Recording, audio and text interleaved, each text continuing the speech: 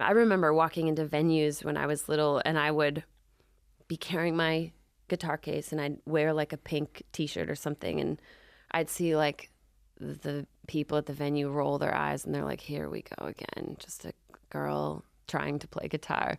And then I'd walk up on stage, and yeah, they'd be like, oh wow, she's pretty good for a girl. Yeah.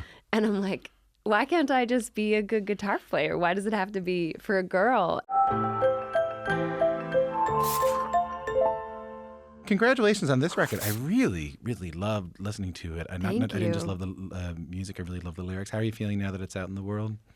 I have never been more proud of a project, which is kind of hard for me to say. I normally never say those things, but as an artist, I think I just got to the point where I was making music that didn't feel like me anymore. And I felt like I was creating from a point of, here are your rules, here are your marching orders, go hit all these bullet points, essentially. And I don't think that's ever a place where anybody should create from. I had been told for so many years from my team, from a lot of program directors from country radio, that she's just not country enough. She's not country enough. What does that mean? Make her country enough? I don't know what that means. I guess I don't wear a hat on stage and I don't talk about beer. Right. But I don't like beer. Right. And when my whole team would ask me to lean more into the format, I was like, I'll try. Yeah. And so they'd book me these writing sessions with these really, really country writers, and it just never felt authentic. It just felt so forced.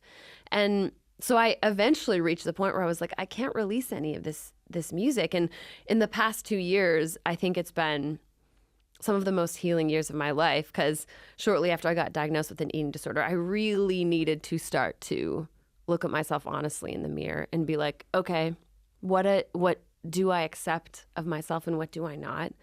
And when you start to answer those questions, I think you can't lie to yourself the way you used to. And I just couldn't be what I wasn't anymore. And I couldn't authentically stand on a stage, like put in the middle of two hat acts. Nothing against hat acts. Hat acts are kind of like country stars getting up with their big cowboy hats. Totally. And a lot of them are my dear friends, but I can't authentically stand on that stage and say that I am like them, because I just am not.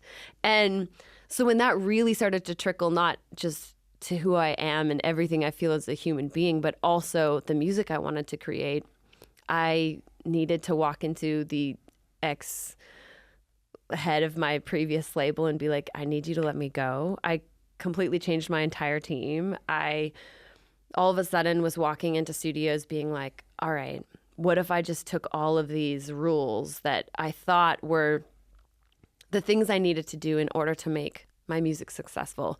And what if I threw them all out the window and then just started to create music that I think is cool?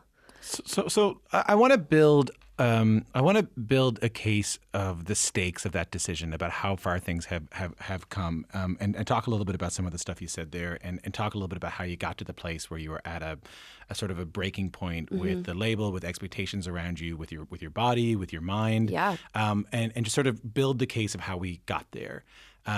Which sounds more severe than it is. No. So can we just start with like early days of music? My understanding is like I want to talk a little bit about how we got to that point. So you were a very musical kid, is my understanding. Yeah. From the very beginning, like you were playing piano when you were really young. You were performing. Am I right about that? Yeah, I started playing piano when I was 6. Right. Were you good at 6? Were you better than the other kids at 6? I mean, I was very interested in piano. Like I've always been such a nerd, and like always try to get 98% or 100% on tests. And so piano was just like, okay, here's theory. Let's learn everything that it has to say. So I found just music really intuitive. It was just easy for me to pick it up. But there was something about playing classical concerto number whatever when I was 8 years old that I'm like, this isn't cool. And my dad put my first guitar in my hands and taught me the intro to Stairway to Heaven, and I'm like, this is cool. And were you playing with a plectrum? Were you playing? I was playing. I love that you call it a plectrum. I play bluegrass. That's amazing. Do you call it a pick or a plectrum? I call it a pick, but I love that you call it a plectrum. Whenever we tour in Europe, fans are always like, "Do you have a plectrum?" I love calling it a plectrum. I love that you call it a plectrum. So you were playing the intro to Stairway to Heaven. Yeah. Hard to play. I mean, kind of, but if you really break that down into single notes, it's not It's an arpeggio. It's not that. Yeah, exactly. You're okay. Totally. Do you gravitate to the guitar? Do you take to the guitar quickly? Are you putting in 7-8 hours a day? Yeah. From that point forward, from 8 years on, I just couldn't put it down. Like my parents couldn't rip it out of my arms. And as my mom was making dinner, I would be sitting on the kitchen counter with a guitar in my lap, just playing. What kind of stuff were you playing?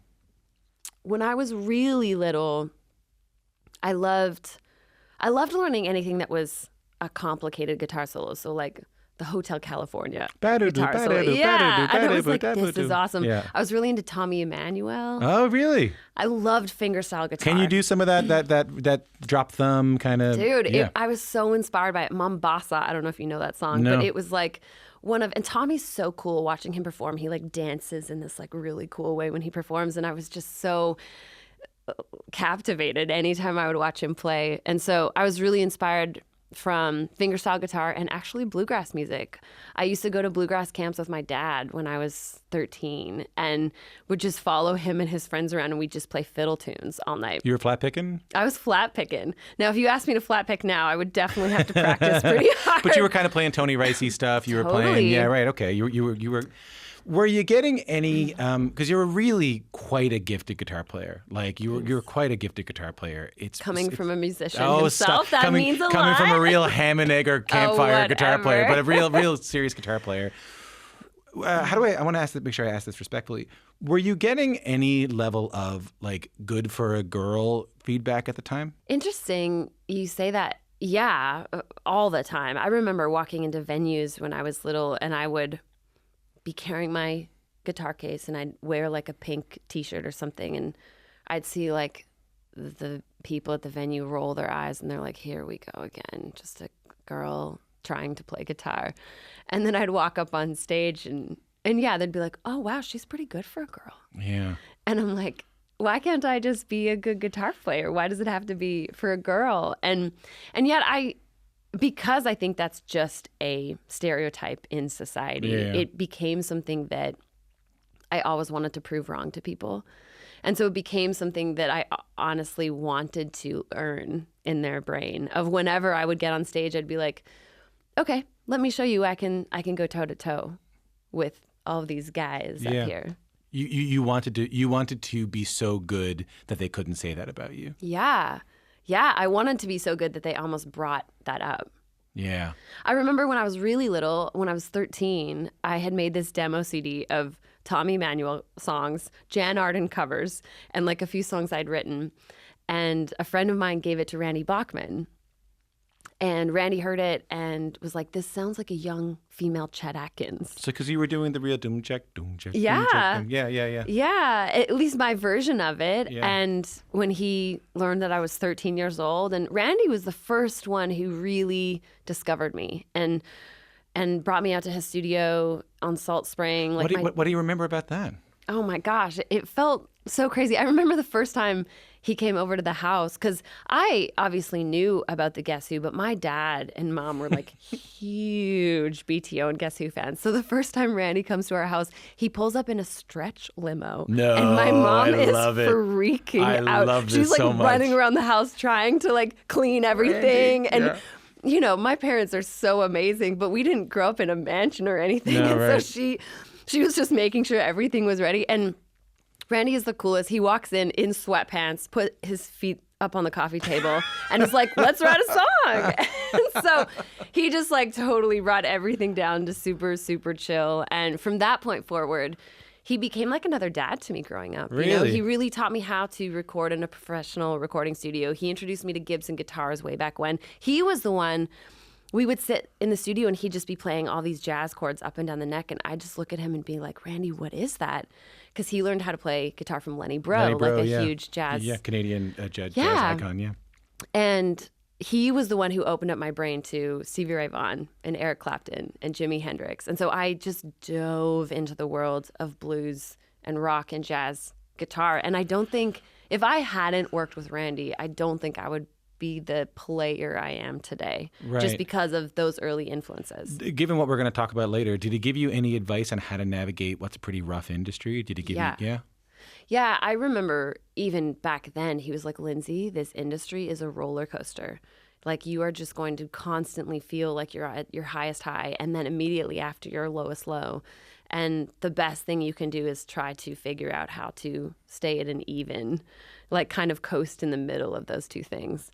And still to this day, I'm just like, wow, that rings so true. I mean, he'd been through so many ups and downs in his own career at that point. Yeah, right. Truly. So what was the goal at that point? Like, I remember when I was doing research for this, the female John Mayer thing. Yeah. Like, you wanted to be the female John Mayer thing, but I couldn't tell whether that was you or like, was that something you said you wanted to be? That was totally me. I look up to John, just how he was able to fuse genres together. You know, how he really takes blues and pop music and his songwriting and like fuses it together to be his artist's work. And I think some of my favorite artists, whether it's John or Sheryl Crow, they're not really defined by one genre. Mm-hmm. They're more just themselves, and they have projects that lean one way or another. So you were going that way. I was definitely going that way. I moved to Nashville 15 years ago now, wanting to be a female John Mayer. And then shortly after, I got offered a country record deal. So how does that happen? How do you you don't have to go into anything you can't tell me or anything about the label. I can tell you anything. Oh, you got Tom. it. Come on, let's get it. When you go down to be I just haven't heard country music yet. Yeah. Like I haven't nowhere in your story have I heard country music yet. I know. And you go to Nashville because I figure that's the home of. I figure you go there because that's the home of music. If not Nashville, then LA, you know? Well, I went to LA for 6 months first because I was just trying to write, and I was still so young at the time and trying to figure things out. And somebody was like, I think you'd really like Nashville. And so they gave me this one person's name on a piece of paper. Mm-hmm. And I flew to Nashville knowing this one person's name on a piece of paper. And from there, I wrote with that guy, and then he connected me to a friend. And so I just slowly grew my writing network. And I slowly met one writer and met another writer. And I did that for about a year and a half. So I would fly down to Nashville because I didn't have a visa at the time. Mm-hmm. I would fly down to Nashville and book as many writing sessions as I could. I would book triples of what we call them in town. So I'd write a song from like 10 till 2. Then I'd write a song from 3 till 6. Then I'd write a song from 7 till 10. Just hungry. And then I'd go to like writers' rounds at night and see all these hit songwriters and go up to them and be like, hi, my name's Lindsay. Will you write a song with me? Right. And I was so hungry and I didn't know anybody. And so I was like, I just need to learn how to figure this out. So then you go into this country thing. It really kind of worked out at the very beginning. Yeah. How did you find the world of country music? Were you excited about it? Were you like, okay, this is what I am now. I'm going to be a country singer. I'm going to be Brad Paisley. I'm going to be, you know? I was so excited about it. I mean, when I was little growing up in Calgary, there is definitely a country music scene in Calgary. No. And playing like, I know, right? I've never heard of that. You're the first person ever to tell me that. Okay, well, I'm so glad I could be here today to let you in. But I played the Stampede ever since I was a little girl, and Shania was definitely an idol of mine from growing up. So I definitely had country music in the mix. And for sure, I started writing songs when I was 10 years old, and I looked up to Shania and Faith Hill and Martina and Terry. So I looked up to those women for just being so strong with the messages that they wrote in their songs. So I definitely loved country from that perspective, but musically I was always drawn to pop and rock and blues and jazz. What are some of the pressures you get as a Nashville country artist from label and from a team down there?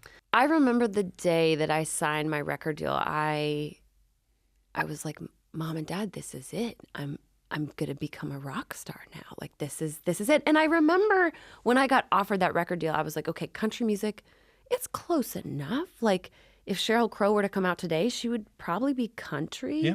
But what does country even mean today? I think that definition is thankfully getting a lot wider. And I think that the artists that fall into that lane can mean a bunch of different things, which I think is great for any format.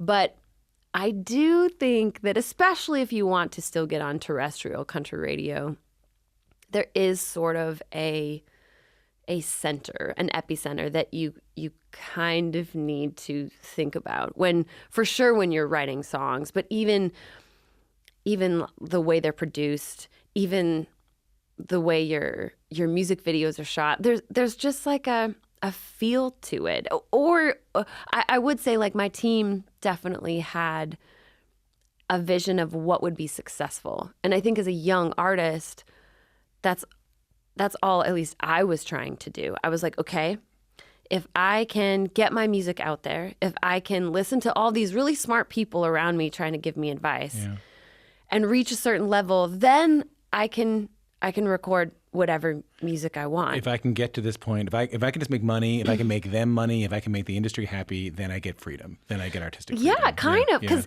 everybody would always say to me, Lindsay, it only takes the right 3 minutes, which is not a lie. It's true. Like for People's any lives artist, have been changed that way. Yeah. I mean, look at Chris Stapleton, for heaven's sakes. Like it only takes the right 3 minutes. Very, very true. But if those 3 minutes are not perfectly aligned with who you are, then it almost sets you off on like a different trajectory than what feels authentic and what feels real. Yeah. And I think that fans can feel that. But you did have success in country music. Totally. And I'm not negating any of that. I'm grateful that I've been able to tour the world and meet a lot of incredible fans. Nor am I here to go, hey, what are you complaining about? What I'm saying is, I'm always really interested in when you get the thing, but it's not the real you that gets it, and how it doesn't fill the void, you know? Or even, I will go another level to say you get the thing that you want, and you find that it's empty. That if you only live your life navigating it around achieving goals, then you're going to have a really empty life. Did that happen to you when you got success in country music?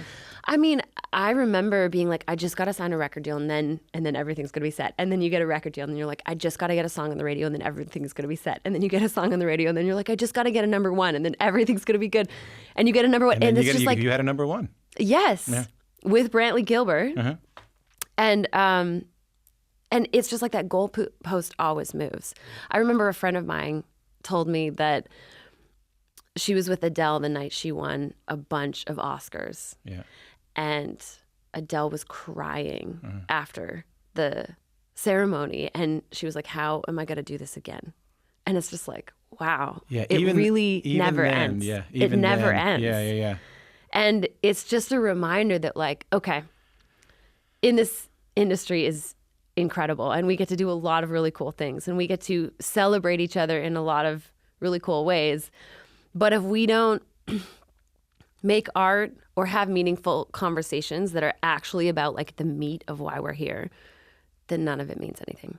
You were encouraged to write songs that didn't feel true to you. Is that right? I was just, and honestly, a lot of that was my own doing. I didn't necessarily have a team that was like, you must do this. But I had a team that was like, okay, in order to get your songs played on country radio, these are the things that are really working right now. Give me an example of some of those things. Writing songs about beer. Yeah. And I don't drink beer. And so I'm just like, oh, okay. Yeah. I can try my best. You're an artist. You're a craftsperson. You can do it. You can write a song. I can write a song. Yeah. I can go to work and do my job. But it just felt so forced. And then when I would be in writing sessions where I would just kind of let things go in a fun direction and create a song that just felt really real. And then I would turn that in. They would be like, oh, yeah, this is never going to be played by country radio. And so I don't think that creativity should ever be contained. I think that that's the point of it. I think for sure, like a label can choose maybe what's the best single, but I think that as artists, our job is to push the limits and to really see what's under different lily pads as you're working your way through the river. And if I just found I was avoiding those things because I thought that they were off limits. This feels like a dangerous question to ask, but I want to ask it anyway. And if the answer is no, know that I'm asking it out of genuine curiosity, and I don't know. I'm relatively dumb. I beg to differ. No, but you know what I mean. Like, I don't know the answer to this, and I'm just trying to go back to something you said off the top that's sticking with me when you were kind of giving me the outline of where this record came from and everything you were going through with this record. And you said something like, I was diagnosed with an eating disorder.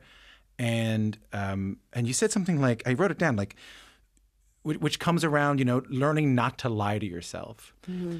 Is there a connection at all between feeling in your job, in your work, in your art, in your craft, that you're not being authentic to yourself, that you're not being true to yourself, that you're kind of denying and lying about who you are, mm-hmm. and behaviors that might lead to disordered eating? Absolutely. Absolutely. I mean, I was sexually assaulted when I was 13, and I really feel that my eating disorder stemmed from that moment, mm-hmm. because I don't think most adults have the tools to deal with that stuff, let alone kids. Yeah. And then I start just living life, or learning to live life, by numbing out my emotions. Mm-hmm. And as people, we can numb out emotions in various ways. Mm-hmm. But for me, it was food. It was like the lack of food or binging. Mm-hmm. And I would sway back and forth between those things pretty extremely. But I just got so used to numbing out how I feel about something, because feeling that was too uncomfortable. And at a young age, the only way I felt like I had control in my life was numbing. Mm-hmm. And so when I learned that mechanism at 13 years old, when you get older, let me tell you, it does not get better. Mm-hmm. And if anything, that's the tool that I learned how to approach difficult situations. If I was scared about something, it was like, okay, well, that's too real to feel, so I'm just going to numb it out. Mm-hmm. Now, over 20 years later, I'm like, okay, it's time to really figure this out. I felt like the thing that I thought gave me control all these years was now the one thing I didn't have control over at all. Which was what? Which was food. Right. My relationship with food. Yeah, right. And if anything, I felt like it had control over me. Mm-hmm. And so January 2023, I was like, I need help. I can't do this alone. Mm-hmm. And in my recovery from that, and in working through a lot of therapy, I've been able to see so many connections to my career, so many connections to just the way I make decisions in my life. I think that anytime somebody believes that like your career and your personal life are different, like everything is so intersected. It's like the way you show up in the world is also the way you show up in work. You're still the same person.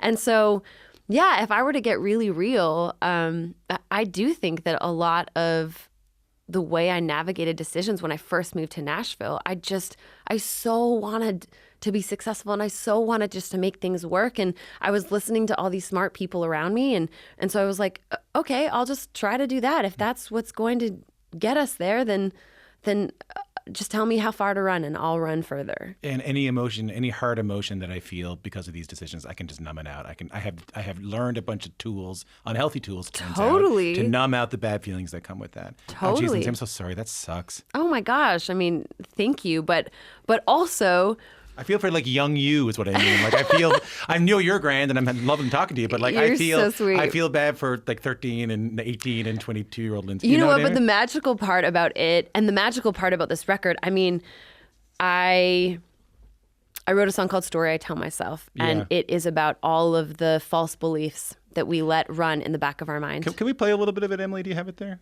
I know I'm worthy of so much better than this. It's hard to think back everything that I missed, but being vulnerable doesn't feel like a risk. Oh. And there's no hope in staying broken.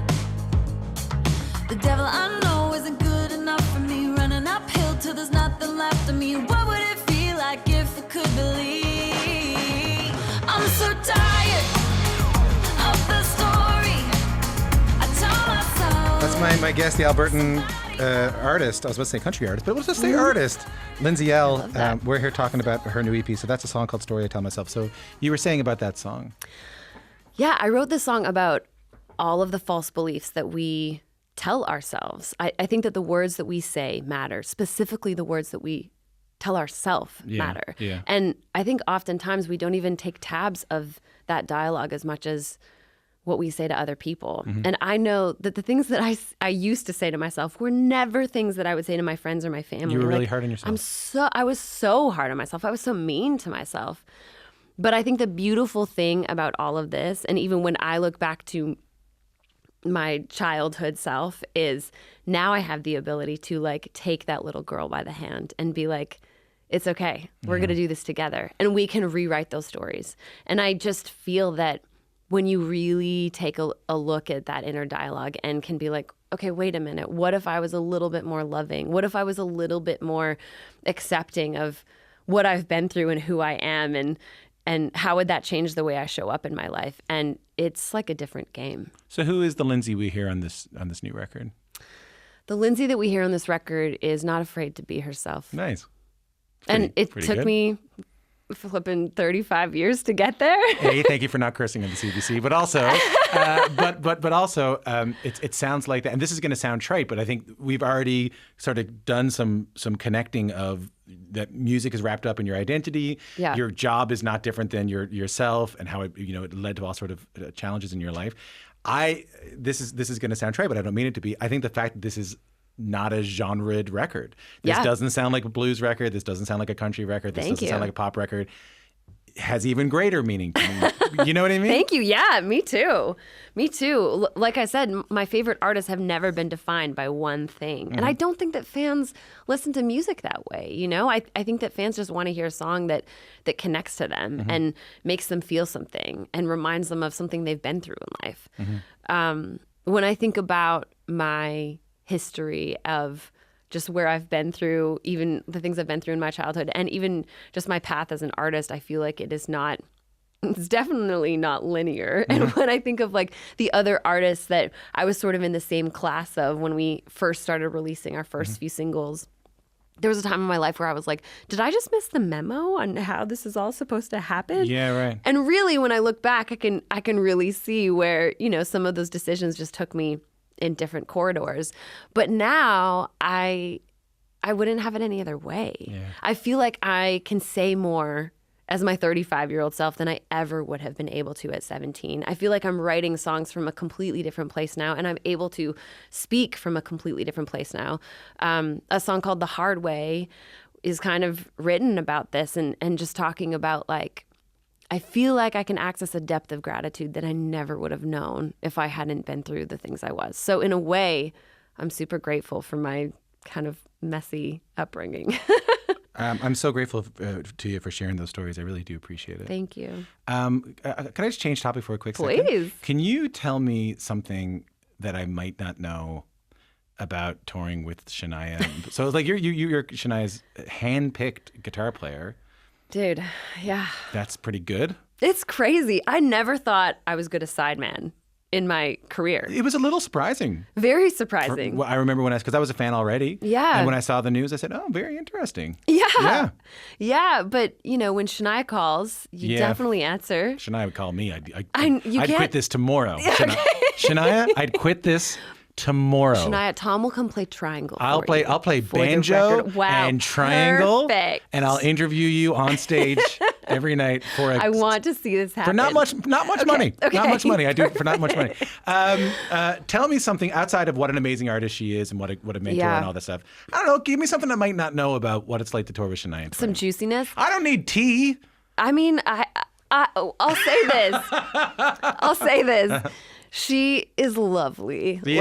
She's just such a wonderful person, and you definitely know that she's Canadian the minute you meet her because she's just like, she's all about heart and all about artistry. I know how to get what I'm looking for here. Hardest song to play. Oh my gosh. Okay, so it's my favorite song to play now. Yeah. But Love Gets Me Every Time was like one of her first singles. Okay, so she had two major guitar players playing on her records that Mutt Lange would hire. Dan Huff, who's much more bluesier, which I can like. Dan produced my last album, Heart Theory, so I can definitely get those solos. You can get into that, sure. But then Brent Mason played like all the chicken picking stuff, and that was so hard for me. Even though I toured with Brad Paisley for a while, and it kind of brought me back to my bluegrass roots, which is like very technical. Bluegrass is so hard. So mad respect. Yeah. Mad respect, Tom. Yeah. But yeah, the solo for Love Gets Me Every Time is like chicken picking central. It's so hard. And it took me a long time. I had to like slow it down and learn it. So that was probably the hardest solo to learn. But I will say this about Shania. One day at rehearsal, she walks in and one of the band members was trying to learn this keyboard part.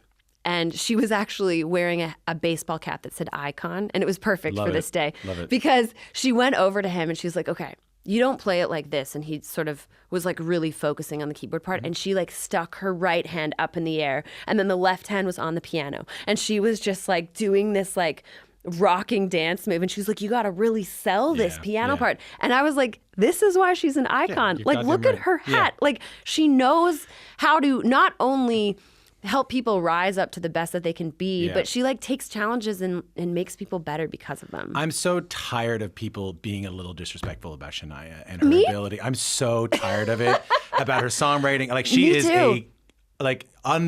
She's unbelievable. I could talk to you about this forever. Dude, I will support you. That she is 5,000,000%. She is one of the, if not the best-selling female artist of all time. Truly, I think she is. And still underrated. Still underrated. Still underrated as I an know they artist. say never meet your heroes, but Shania is definitely the exception to that rule. And how do you do on the last part of the Man I Feel Like a Woman solo? So that's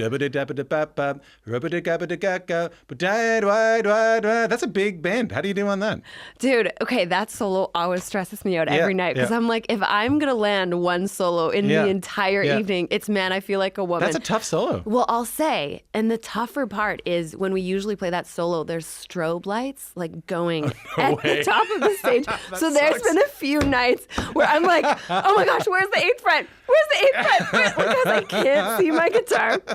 So it definitely makes that solo like a little bit more challenging, but just practice makes perfect, you know. I will never be that good. Okay, we're gonna go out on the title track of the new EP. We're gonna go out and Love Myself.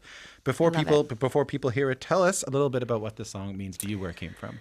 This song I wrote about getting diagnosed with an eating disorder. I wrote it largely thanks to Maren Morris. After I got diagnosed, she sent me a bunch of songs that artists had written about their eating disorders. Tove Lo wrote a really cool song called Grapefruit. And she's like, you should write a song about this. And I was like, that's a really good point. I think that loving yourself doesn't mean you reach this destination that you are just a part of for the rest of your life. I think it's like everyday effort of learning how to show more grace and show more acceptance of just who you are and the way you show up in the world. And I think that it's like a privilege that we get to do that, you know, in a lot of ways. And so I really appreciate being able to write this vulnerability into songs. And the thing I appreciate the most is seeing fans respond to it,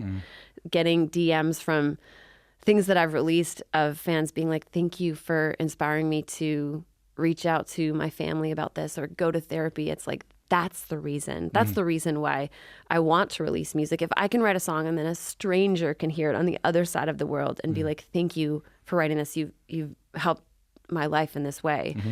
That's the reason I do what I do. I have great admiration for the candor you've had about the journey you've been on, because it's a really common journey, I think, in music. Or a really, I don't want to say it's common, but like it happens and people don't talk about it. And I'm really glad you ended up on the other side of it.